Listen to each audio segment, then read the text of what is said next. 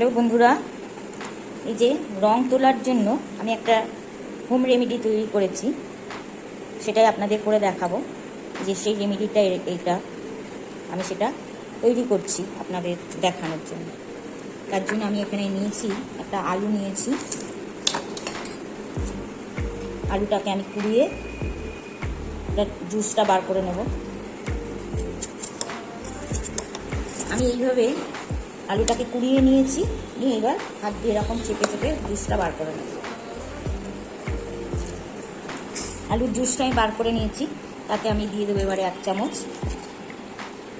চামচ না, সামান্য হলুদ দিয়ে দিলাম।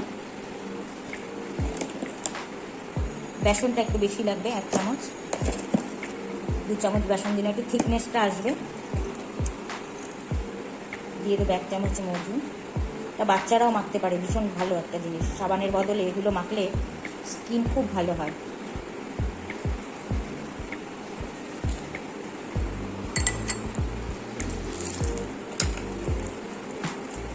আর দিয়ে দেবো একটা কফি, নেসকফি, একটা ছোটো কেটে দিয়ে দিলাম।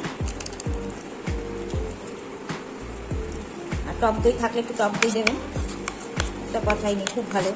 এবার আমি ভালো করে সবকটাকে মিক্স করে নিচ্ছি।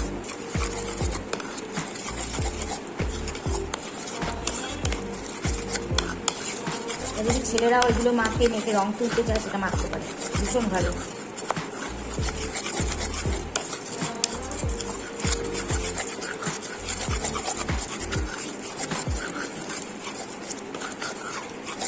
একবার বাড়িতে এটা করে ট্রাই করবেন। ঘরে থাকা জিনিস দিয়ে, আমাদের কেমিক্যাল না মেখে এগুলো মাখা, একটু ধৈর্য ধরে তৈরি করতে হবে, এটাই যা, কিছু না। আর সবই তো আমাদের ঘরে সবসময় থাকে। এক একটা কেমিক্যালের ক্রিমের দামও অনেক। রেমেডিটা আমার রেডি হয়ে গেছে। এবার এটাকে আমি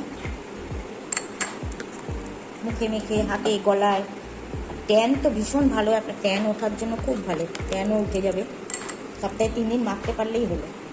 অন্তত একটু ধৈর্য ধরে করবেন, দেখবেন খুব ভালো উপকার হবে। ভিডিওটা দেখার জন্য ধন্যবাদ রইল।